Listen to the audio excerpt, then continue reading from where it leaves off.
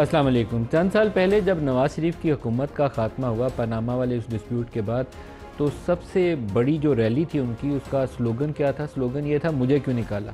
और वो मुझे क्यों निकाला वाली कैंपेन उनकी थ्रू आउट चलती रही। जहाँ वो जलसा करते थे वो साथ भी कहते थे क्यों निकाला मुझे, मुझे क्यों निकाला।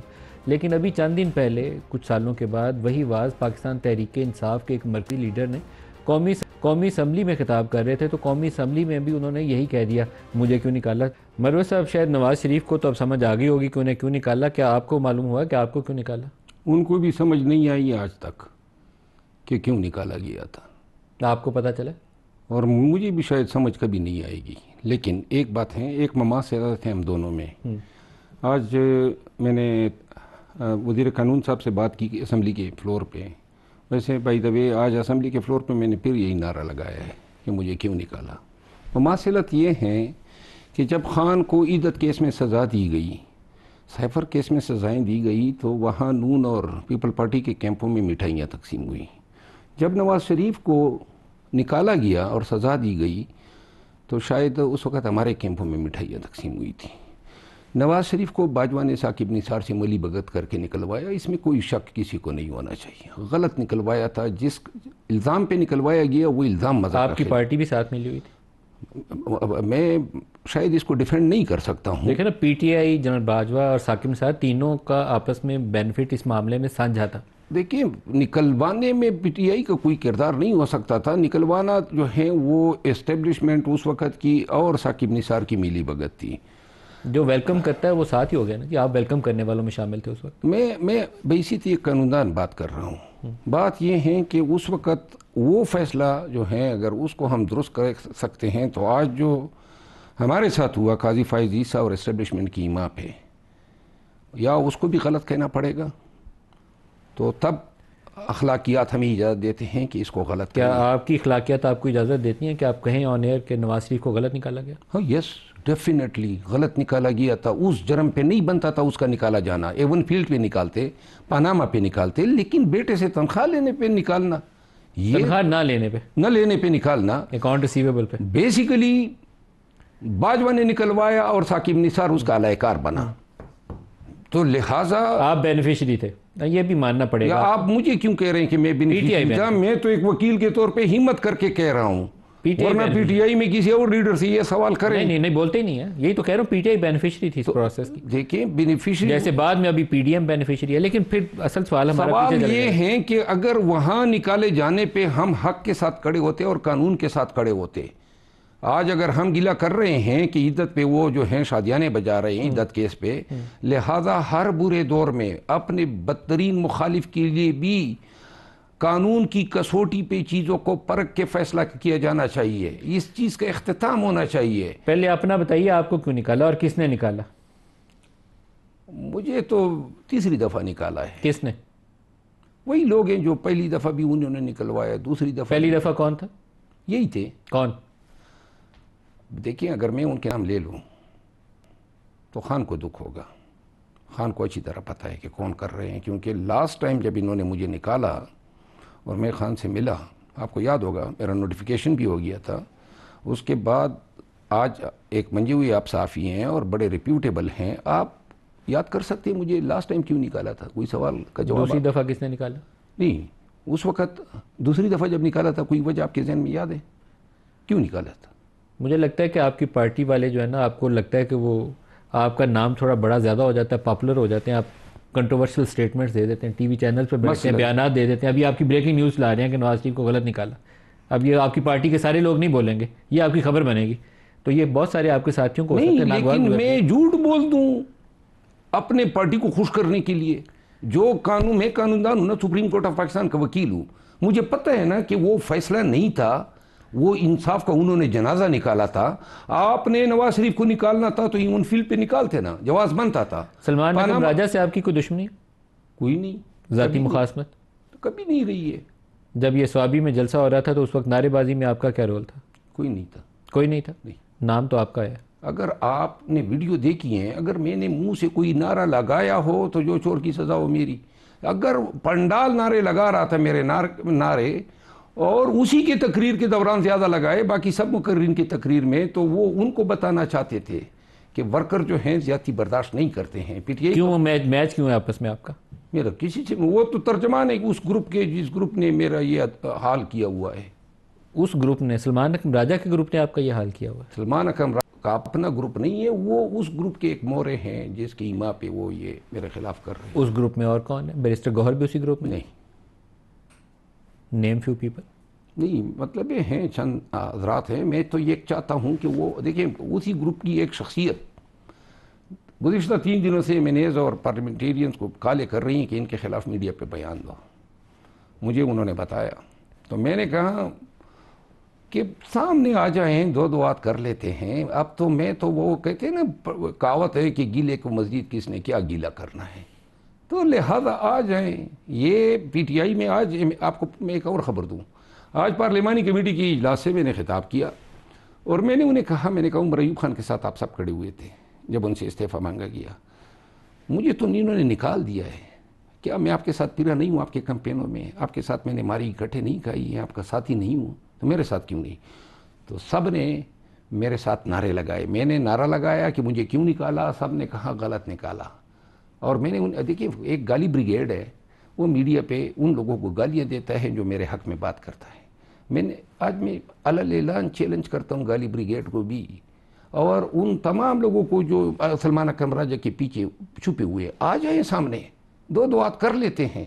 और चैलेंज देता हूँ, साबित करें, निकालोगे और इस तरह की साजिशें करोगे, अखलाकी मत पकड़ो, मीडिया पे आके बयान कर दे दो कि शेर अफजल खान मरबत ने जो है क्या गुनाह कबीरा किया है। मरवत साहब, लेकिन आपके साथ जो कुछ हुआ फवाद चौधरी के साथ भी हुआ। फवाद चौधरी भी निशाना बना रहे हैं सलमान अकरम राजा को, आप भी बना रहे हैं सलमान अकरम राजा को। नहीं, मेरा दोनों पार्टी से आउट हैं। फवाद चौधरी के मुतल्लिक भी पार्टी का फैसला ये था, चेयरमैन का, आपके कायद का, इमरान खान का, कि उनकी पार्टी में कोई जगह नहीं। आपके मुतल्लिक भी यही फैसला है कि पार्टी में कोई जगह नहीं। अगर मेरी जगह नहीं है, जगह दिलों में होती है, पार्टियाँ निकालना। दिलों में होती तो पार्टी से क्यों निकालता इमरान खान? अब मैंने कहा ना, देखिए खान साहब, देखिए ये मुश्किल और सख्त हालात हैं। वफादारी का पता उस वक़्त चलता है जब सख्त हालात यानी ऐसे हालात आप पे आ जाएं, तो तब आपका पता चलता है। मेरे लिए तो इमरान ने आपको क्यों डब किया? मैं इसका सीधा सादा सा जवाब समझना चाहता हूँ। कोई तो होगा ना जिसने इमरान को जाके बताया होगा कि शेर अफजल मरवत साहब ये काम कर रहे हैं जो हमारे मफादात के खिलाफ है। कोई मफादात की जंग ही नहीं है। देखिए मेरे साथ मसला है जेलेसी का। किसको हसद हो गया आपसे? हर दूसरे लीडर को। जब ये अभी मैं असम्बली से निकला हूँ तो जितने मेनेज हजरात आए थे, सबके साथ आने वाले लोग मेरे साथ खड़े हो गए। 1800 लोगों का जमघटा बना था, और ये रोज़ाना होता है सवाबी जलसे में, और इससे पहले सवाबी के जलसे में और लाहौर के जलसे में। मैं तो लास्ट टाइम इन जलसों में था ही नहीं। शहरियार अफरीदी ने आपकी हिमायत में बोला है, शौकत यूसुफजई ने आपकी हिमायत में बोला है, आई थिंक अली मीन ने इमरान खान को जाके कहा कि फैसला रिव्यू करें। तो वो आवाज़ें बाकी जगह से नहीं आई मुझे कहीं से। मेरा ख्याल है कि 41 एमएनएज ने, 41 एमएनएज ने जो हैं अपने इसका इजहार किया है।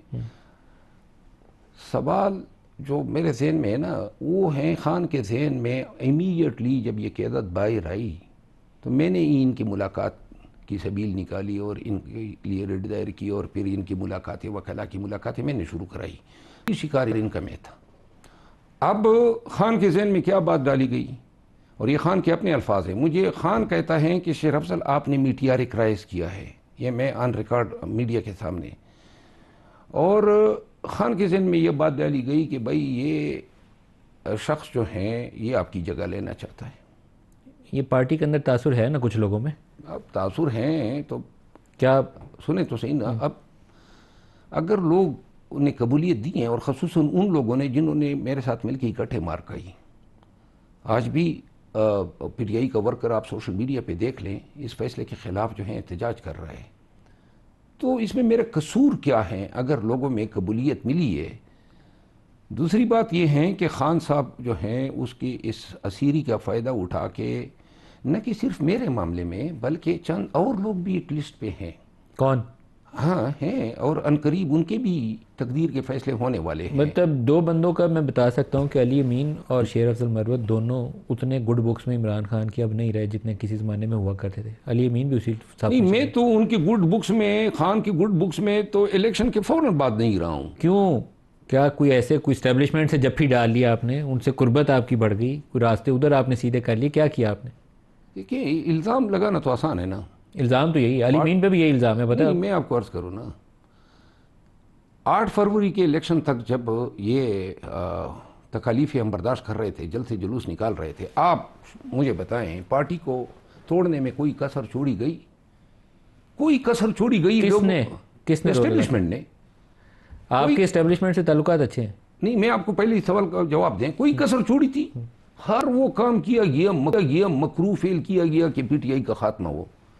तो ये जो हम कन्वेंशन कर रहे थे, ये लाखों लोगों से पूछे, धीर के लोगों से पूछे, बाजवड़ के लोगों से, कुआट के लोगों से, करक के लोगों से, बनू के लोगों से, वजीरिस्तान, डी खान, टांक, सिंध के लोगों से, हम 1000, 2000, 5000 नहीं निकला करते थे। किसने इमरान को कायल किया कि अली अमीन और शेर अफजल मरवत इस्टेब्लिशमेंट से आप किस तरह ताल्लुकात की अच्छे? बात कर रहे हैं? आप ज्यादती कर रहे हैं।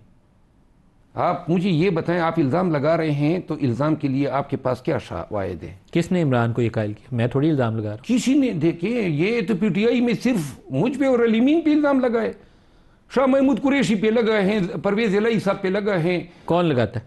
कौन लगाता है? पार्टी में यही गदार गदार का गेम खेला जा रहा है। कौन खेलता है? कौन खेलता है? जिसको गिराना है उस पे ये इल्ज़ाम डाल दो। कब्जा ग्रुप आपने किसको कहा? कब्जा ग्रुप, यही कब्जा ग्रुप है ना। है कौन? मैं समझना चाहता हूँ, मुझे तो नहीं ना देखिए, पता। मैं आपको एक अर्ज कर दूं, आप मुझ पे कोई इल्ज़ाम लगाते हैं या कोई भी लगाए, 8 फरवरी तक वो बुढ़िया, एक बुढ़िया को किसी ने जो है वो चल नहीं सकती थी, तो जनाब उसने कहा कि मैं लिफ्ट दे देता हूं, तो उस बुढ़िया को उठा के कंधे पे 2-3 किलोमीटर ले गया, और जब उतारा तो बुढ़िया ने कहा कि कमबख्त, मेरी जो है वो दुख गई है जहाँ पे ये बेटी हुई थी। हमारी हालत वही है कि जब ये बोझ उठाए जब ये वक्त गुजर गया तो कहते हैं कि दुख गई है। अगर कानून का तकाजा है और इंसाफ का कि अगर कोई इल्ज़ाम लगाता है, हम तो अल्लाह कहते हैं, कोई ले आए एक चीज़, एक मेरा फेल, सिंगल फेल जिससे पार्टी को नुकसान पहुंचाओ, हज़ारों फेल ऐसे मैं बता सकता हूँ, अफाल जिससे पार्टी को फ़ायदा ही फ़ायदा हुआ है। सिर्फ अली अमीन नहीं, अली अमीन जो है उसकी एक, मुझे खान से, इन लोगों ने खान को मुझसे बदजन कराया। ये वो लोग हैं जो नहीं चाहते हैं कि खान की जो पब्लिक को निकालने की जो सलाहियत है मेरी शक्ल में, वो जो है उनके अवेलेबल रहे। लेकिन आपका क्राउड, कोई प्रोटेस्ट होता है तो सिर्फ केपी से मूव करता है, उसमें आपका भी रोल होगा, अली अमीन का भी होगा, चीफ मिनिस्टर है, बाकी जगहों से आपका क्राउड मूव नहीं करता। पंजाब से बंदा बाहर नहीं आता, अब अच्छा लगे या बुरा लगे, लेकिन पीटीआई पंजाब से मोबिलाइज नहीं कर सकती, सिर्फ केपी से मोबिलाइज करते हैं। आप भूल गए कसूर का वो जलसा, सबसे बड़ा जलसा 8-9 मई के बाद हमने कसूर में किया है, नंबर 1। अभी रिसेंट प्रोटेस्ट में कितने बंदे पंजाब से हैं? नहीं, मैं रिसेंट प्रोटेस्ट, आप पंजाब में गए नहीं है? क्यों नहीं गया हूँ, मैं कसूर में गया था। अभी 26 से पहले जो कुछ हुआ है, 26 से पहले किसकी जिम्मेदारी थी?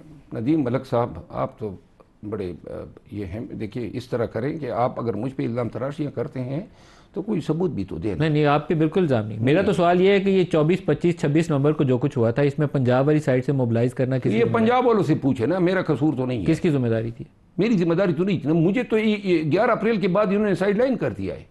11 अप्रैल के बाद मेरा कोई रोल ही नहीं है पार्टी में। 11 अप्रैल तक आखिरी जलसा मैंने पिंडी से रैली लाके यहाँ इस्लामाबाद प्रेस क्लब के सामने। अब आपका मुस्तकबिल क्या? मेरा मुस्तकबिल अपना मुस्तकबिल है। मैं सुप्रीम कोर्ट ऑफ पाकिस्तान का वकील हूँ, पाकिस्तान का एक शहरी हूँ, पार्लियामेंटेरियन हूँ।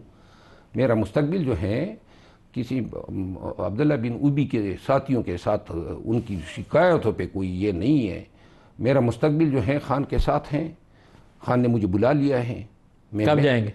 अनकरीब, शायद चंद अयाम के अंदर। मैं आपको बता दूं, अगर इमरान खान का इस्तीफ़ा दे दो कौमी असम्बली से, अगर वो कहे नहीं इस्तीफ़ा दे दे, और ये आपकी वीडियो आपकी कैमरे की तरफ नज़र डाल के मैं कह रहा हूँ, कहिए, तो 1 मिनट की ताख़ीर नहीं होगी। अल्लाह मुझे अपनी औलाद की कसम। लेकिन अगर खान के पास मैं जाऊँगा तो खान से मैं कोई मिन्नतें नहीं करूँगा, तरले मुझे पार्टी में रख लो। मैं खान को गिले करूँगा कि मेरे साथ ऐसा हुआ क्यों, ये ज़्यादती क्यों हुई, कसूर मेरा क्या है। लोग आपके कान भर देते हैं और ये तरीके वारदात है। एक गेंद उछाल देता है कि जनाब ये बयान दिया है या ये हुआ है। और आपको एक बात और बता दूं, अभी मैं आपसे बात करूंगा ना, इसकी बहुत सारी एडिटेड टोटे बन जाएंगे और मीडिया पे मेरे खिलाफ लोगों में नफरत फैलाने के लिए। खान से मैं गिला करूंगा अगर पूरी पार्टी भी एक तरफ हो जाए ना, सारी खान समेत, और वो कहें कि जी आप गलती पर हैं, और मैं समझता हूं कि मैं गलती पर नहीं हूं, खुदा की कसम मैं अपने आप को गलत नहीं करार दूंगा, लेकिन अगर मुझसे थोड़ी भी गलती होगी, चाहे वो पार्टी के किसी भी अहदेदार या, मैं उस पर अलल ऐलान उस शख्स को माजरत करने में कोई ये महसूस नहीं करूंगा। लेकिन इस वक्त मैं समझता हूं कि गुज़िश्ता 11 अप्रैल से लेकर आज तक मैं तख्ता मश्क हूं, मेरे साथ पे दर पे ज्यादतियाँ हुई हैं, सारी पार्टी इकट्ठी हो जाए, मैं कतई सरनगू नहीं हूँगा, खान का साथ हूँ जब तक बुरे हालात हैं। जब ये बाहर आ जाए और पार्टी अपने कदमों पे चलना सीख ले, मैं खुदा की कसम मजीद चलना ही नहीं चाहूँगा, इतनी बेतौकीरी और इतनी बेइज्जती आपकी पार्टी के अंदर, बल्कि आपकी जो इमरान खान से करीब तरीन लोग हैं उनका ख्याल है, ये आपके ऊपर इल्ज़ाम नहीं, कुछ और लोगों की तरफ इशारा है मेरा, उनका नाम नहीं मैं ले रहा हूँ यार, उनका ख्याल यह है कि इमरान खान को जेल में रखने में उनका भला है, वो जेल में इमरान खान को रखना चाहते हैं, बाहर लाना नहीं चाहते, नहीं तो ये जो बैक चैनल कॉन्टैक्ट चल रहे थे इसके नतीजे में अब तक इमरान बाहर आ गए होते। इतनी तस्हीह कर दूँ कि शायद इतना जालिम कोई नहीं होगा कि खान को अंदर रखना चाहेंगे, अलबत्ता तरजीह उनकी खान की रिहाई जो है वो सेकेंडरी है, प्राइमरी नहीं है। सेकेंडरी है? हाँ, इमरान की रिहाई सेकेंडरी तरजीह है? प्राइमरी तरजीह है अपने मफादात का हसूल। 10 वज़रा जो हैं केपी कैबिनेट में चेंज हुए, रिमूव किए गए, इल्ज़ामात उन पे धरे गए। हालत वहाँ पे ये हैं कि लोग या ओहदे लेने जाते हैं या दिलाने के लिए जाते हैं, या फिर जो लोग ओहदों पे बैठे होते हैं या इज्जत के मकाम पे होते हैं उनको गिराने के लिए जाते हैं। पहला मकसद ये होता है, फिर दूसरा मकसद जो है वो। ये कैसे हो सकता है कि पार्टी का एक लीडर और उसकी तरजीह में इमरान खान की रिहाई ना हो, फिर तो वो पार्टी से लॉयल ही नहीं हुआ, इमरान खान को धोखा दे रहा है वो, उसकी तो अवलीन तरजीह होनी चाहिए। नहीं तो आप ये पार्टी का तो वोट 1% वोट है, इमरान खान उसका नाम है। नहीं, मैं आपको ये बता रहा हूँ ना कि जो लोग ये काम करते हैं, मुझे अगर पार्टी से निकलवाया है तो पार्टी का इसमें कोई फ़ायदा हुआ है? आप बताएं ना, कोई फ़ायदा हुआ है? ये तो आपकी पार्टी बता सकती है। नहीं, आप बताएं ना, कोई बदू नज़र में कोई फ़ायदा नज़र आ रहा है? क्या वर्कर मायूस नहीं हुए हैं? क्या आप सोशल मीडिया नहीं देखते हैं? क्या आज एहतजाज नहीं कर रहे हैं कोई? और फिर किस तरह ये मुमकिन है कि खान मुझे सुने बगैर मेरी सुनवाई के वो इतना बड़ा फैसला कर दे कि जनाब निकाल दिया? ओ भाई, मैं कोई रेवड़ी तो नहीं हूँ कि आपने फेंक दी। आपकी पार्टी के लिए, खान की पार्टी के खान के कास के लिए मार खाई है, मैंने नुकसानात उठाए हैं, मैंने एक टक्के का कोई आदमी मुझ पे साबित कर दें कि पार्टी से मुझे फ़ायदा हुआ हो।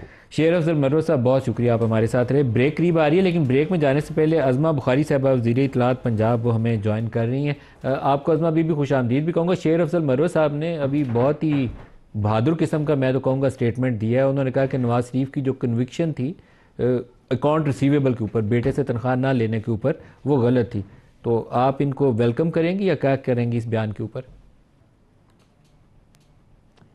मैं शुक्रिया अदा करूँगी मलिक साहब इनका, और सच बोलने का, और ख़ास तौर पर ऐसे टाइम पे जब आप ख़ुद मुश्किल में हो, उस वक़्त सच बोलना ज़रा ज़्यादा मुश्किल होता है। और ये तो सब लोग जो है वो अब मान भी रहे हैं, कई जो है वो बंद कमरों में मानते हैं, सरेआम नहीं मानते।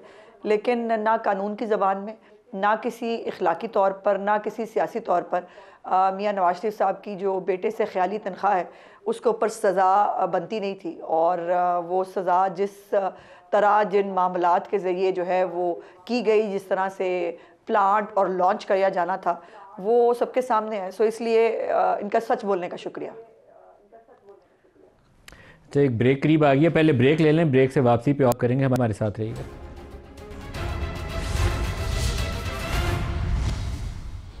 Welcome back. शौकत यूसुफ साहब और अज़मा बुखारी साहब हमारे साथ हैं। शौकत साहब, मुझे क्यों निकाला वाली तकरार तो आपने सुन ली, क्या हुआ और क्यों हुआ, ये वजूहात इल्ज़ामात भी हमारे सामने। आपके ख्याल में शेर अफजल मरवत को निकाला जाना दुरुस्त फ़ैसला है या गलत फ़ैसला?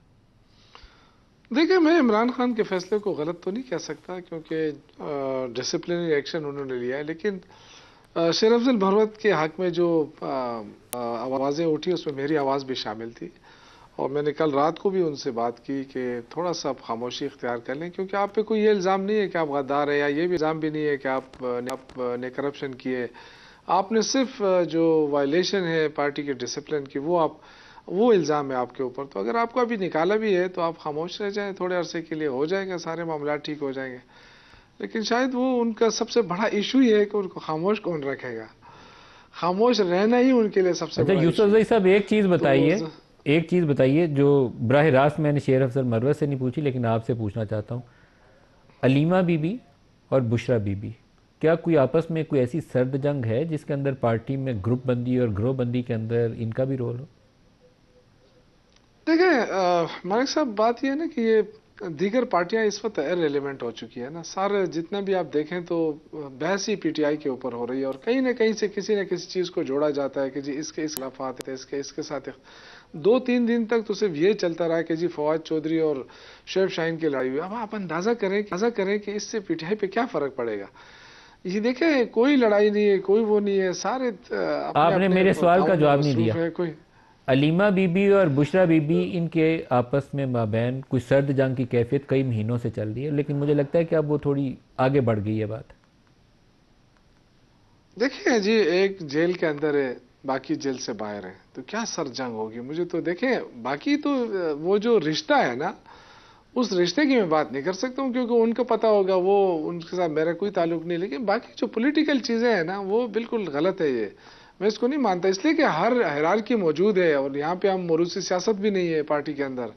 तो मैं कैसे मान जाऊँ कि जी ये एक पे इल्ज़ाम लगता है कि जी पार्टी वो डोमिनेट होना चाहती है, दूसरी तरफ इल्ज़ाम लगता है जी ये बहनें डोमिनेट होना चाहती है। कोई इस तरह की बात नहीं है। देखिए इस वक्त इमरान खान जो है वो कुछ शवाहिद आपकी इस बात से मुतसादिम है, जो बातें आप कह रहे हैं कुछ ऐसे शवाहिद हैं जो इससे मुतसादिम है। अज़मा बीबी को भी साथ शामिल कर लें। अज़मा बीबी, आमतौर पर जब पार्टी लीडर जेल में हो, जैसे नवाज शरीफ को अगर पकड़ के बंद कर दिया जाता था, माजी के अंदर हमारे पास 2-3 वाक़े ऐसे आए, तो उसके अंदर पार्टी पूरी के ऊपर वैसा कंट्रोल नहीं रहता जैसा लीडर बाहर हो। इमरान खान की जमात के ऊपर भी शायद वही दौर इस वक्त सामने है।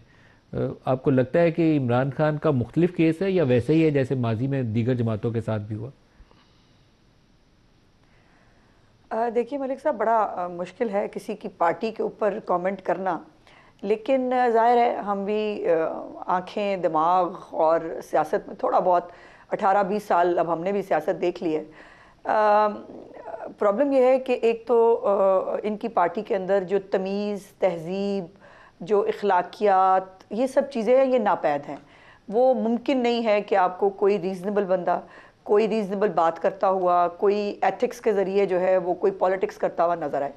अब जो इन्होंने कहा वो हकीकी आज़ादी से शुरू कर लें, उसके बाद अमेरिका की जो है वो लॉबियस्ट फर्म्स तक का सफ़र, फिर उसके बाद जो है वो हम जो है वो कोई ग़ुलाम है से लेकर जो है वो IMF से लेकर तमाम जो बाकी इंटरनेशनल इदारे हैं उनके पास झुक के जाना हो, उनको ख़त लिखने हो, पाकिस्तान के ख़िलाफ़ साजिशें करनी हो।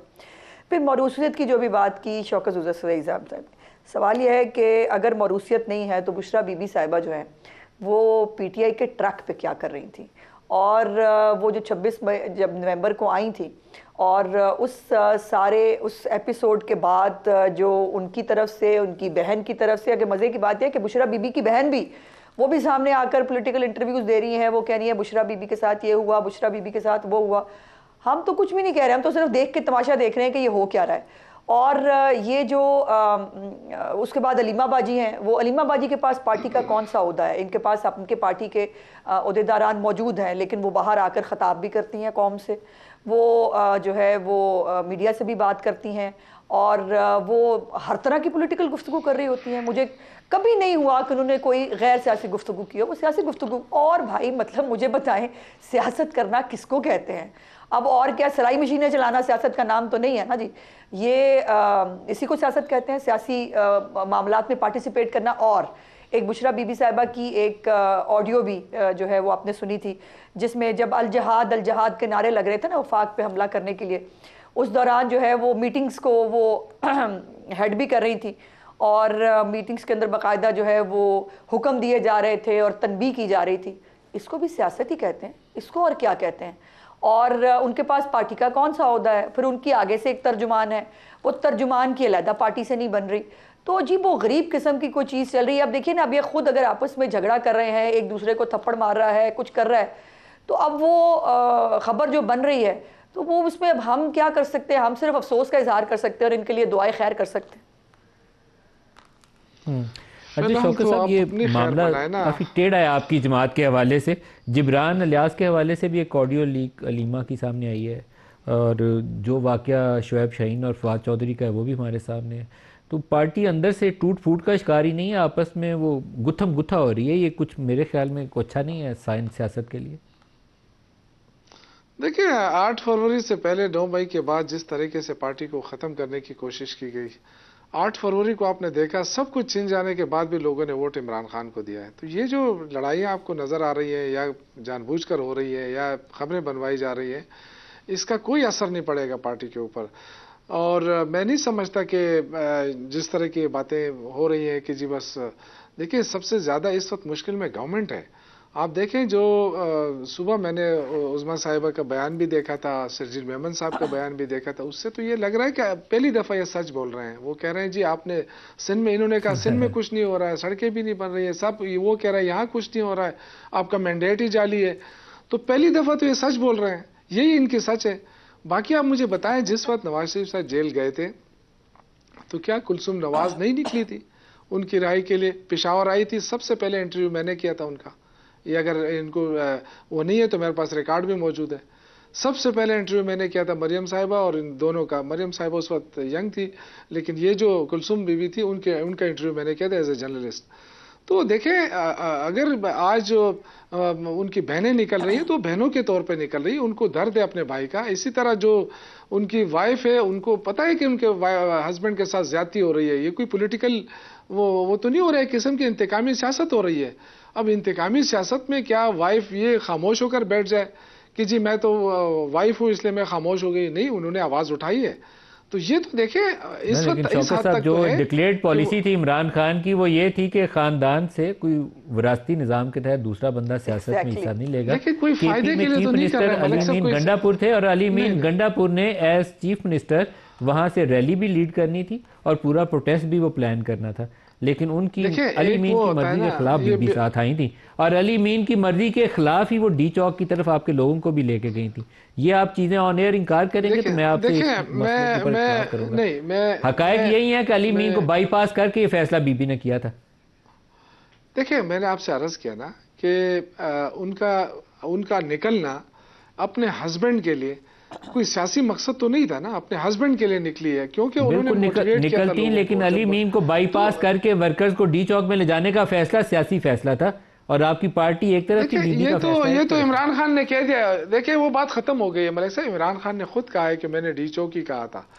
ये आपको नहीं कहा था, ये बाद में उन्होंने कवर अप करने के लिए एक स्टेटमेंट दिया, लेकिन पहले ये फैसला नहीं था। इमरान ने समझाने के लिए कहा था और यहाँ डी चौक में जाने के लिए आपकी पूरी जमात इख्तलाफ कर रही थी।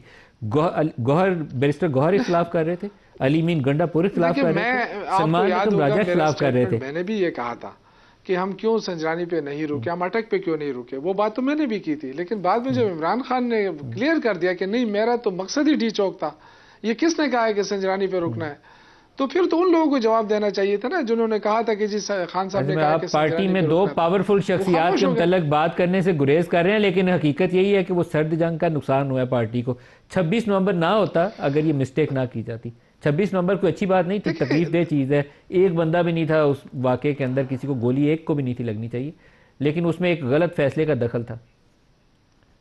लेकिन देखिए उस सियासत को तो हम दुरुस्त सियासत नहीं कहेंगे जो हुकूमत ने डील किया। हुकूमत ने जिस अंदाज से आपका भी दुरुस्त नहीं था, हुकूमत का भी दुरुस्त नहीं था।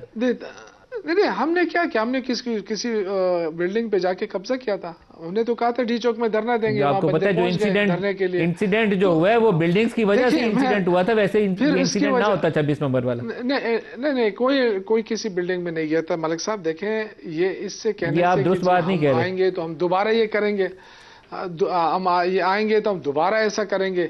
ये नहीं, वो मोहसिन नकवी का बयान गलत है, मोहसिन नकवी का बयान गलत है, मैं उसको डिफेंड नहीं करूंगा। लेकिन ये दोबारा आजमा भी आपसे पूछूं, ये बहुत ताकतवर शख्सियात है, शायद शौकत यूसुफजई साहब उनके मुतल्लिक जिक्र करते हुए गुरेज कर रहे हैं, लेकिन पार्टी के ऊपर दो शख्सियात इस वक्त हैं, उनका काफ़ी असर है। इमरान खान के ऊपर भी असर है, एक बहन है एक उनकी अहलिया, लेकिन ये लड़ाई इस वक्त सियासत के ऊपर भी असरअंदाज हो रही है। देखिए, ये यही बात ज़ाहिर है उनका शौकत यूसुफ साहब एक मुश्किल उसमें है, वो ज़ाहिर है नहीं बोल सकते।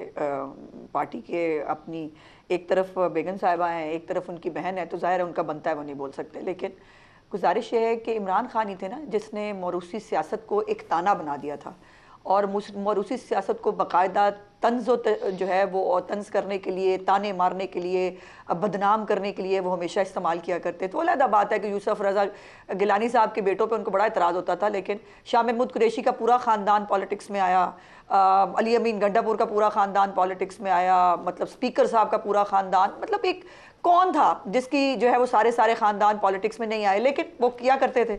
अब मुकाफ़ात अमल ने उनको एक तो और जगह से जकड़ा कि जब आप मुश्किल में होते हैं, जैसे वो कह रहे हैं कि वो देखें ना मुश्किल में है तो उनकी बेगम और उनकी बहन बाहर निकली, तो मियां नवाज शरीफ साहब भी जब मुश्किल में थे ना, तभी बेगम कुलसूम नवाज साहिबा और मरियम नवाज साहिबा जो है उनको बाहर निकलना पड़ा। और उसके बाद उनका अगर पॉलिटिक्स में मरियम नवाज उसके बाद आई तो उसमें क्या हर्ज है। बात यह है कि आप अपने खुद ही कहे हुए अल्फाज का जो है ना वो उसका शिकार हैं, उसके मुकाफात का शिकार है। और अगर आपने ये ताना ना बनाया होता तो आज आपसे ये सवाल ही ना हो रहा होता कि ठीक है जी, उनकी बेगम साहिबा या उनकी बहन जो है अगर उनको पार्टी एक्सेप्ट करती है तो उनको पॉलिटिक्स में आ जाना चाहिए। लेकिन मज़े की बात ये कि मानते नहीं हैं।